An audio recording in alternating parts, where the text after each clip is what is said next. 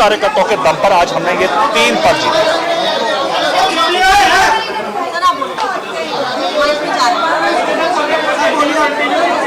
आप पूछिए क्या नई जिम्मेदारियां हैं, क्योंकि जिस तरह से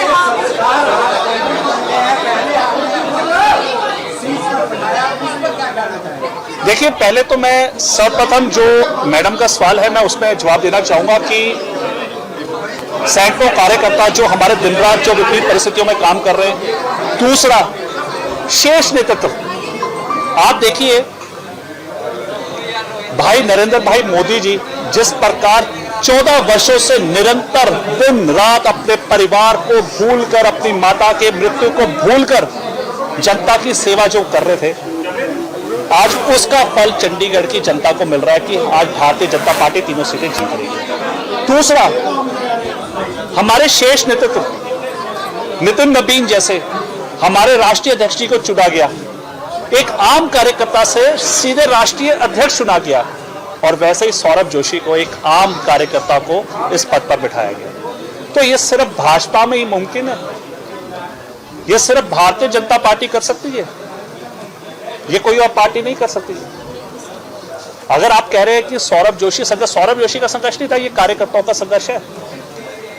ये उस समय का संघर्ष है, ये 1925 से संघर्ष चला हुआ है, ये देश के आजादी से पहले संघर्ष चल रहा है।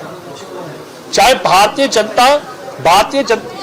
जनसंघ थी, जब दीपक का निशान हुआ करता था और तब मजाक उड़ाया जाता था कि तेल खत्म हो गया दीपक का, और जब भारतीय जनसंघ ने विलय किया था जनता पार्टी के साथ, जब मूवमेंट खड़ा हुआ था, जेपी आंदोलन शुरू हुआ था, तो भारतीय जनसंघ ने सोचा कि हमें पार्टी से ऊपर देश हित में सोचना है, तो उन्होंने अपनी पार्टी को खत्म किया था और हमने जनता पार्टी में विलय किया। और विलय करने के बाद हमें लगा कि अब ये जनता पार्टी जिन मुद्दों में इकट्ठी हुई है वो देश हित में काम नहीं कर रही, तो उसके बाद हमने भारतीय जनता पार्टी का पुनर्निर्माण किया। और जिस समय पार्टी जब बनी थी उतना ही मेरे वर्ष हो चुके हैं। 1980 में भारतीय जनता पार्टी का निर्माण हुआ, उस समय मेरे 1979 का मेरा बर्थ है, तो आज पूरे 46 वर्ष इस पार्टी को काम करते हो गए, भारतीय जनता पार्टी को, जनसंघ को।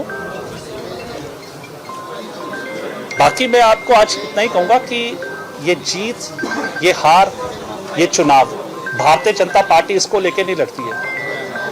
भारतीय जनता पार्टी सिर्फ एक चीज को लेकर लड़ती है कि जब तक अंतिम पद पे बैठा व्यक्ति, अंतिम पद पे कौन होता है? जो गरीब व्यक्ति, जब तक अंतिम पंक्ति का व्यक्ति जब तक ऊपर ना उठ जाए, तब तक हम देश को तरक्की वाला जीवन नहीं मान सकते। और आप देखिए, जब कोरोना काल में भारतीय जनता पार्टी के यशस्वी प्रधानमंत्री नरेंद्र भाई मोदी जी ने जब कोरोना काल में लॉकडाउन लगाया था, तो दुनिया भर में मजाक उड़ाया जाता था कि सबसे ज्यादा बुरा हाल भारत का होगा। और देखिए क्या हुआ, उल्टा भारत ने अच्छे अच्छे देशों को दवाइयां और सामान पहुंचवाया था। हाँ, यहाँ दिक्कत देश में नहीं है, यहाँ पे नैरेटिव सेट करने वालों की दिक्कत है। वो नैरेटिव कौन सेट करता है? विपक्षी पार्टी के क्या रह गए जो कहते थे कि जिन्होंने आजादी दिलवाई है, आज उनके देश भर में कितने प्रदेशों में सरकार रह गई। दूसरा, आज जब आप लोकसभा में जाते हैं तो उनके कितने मेंबर ऑफ पार्लियामेंट रह गए? मात्र वो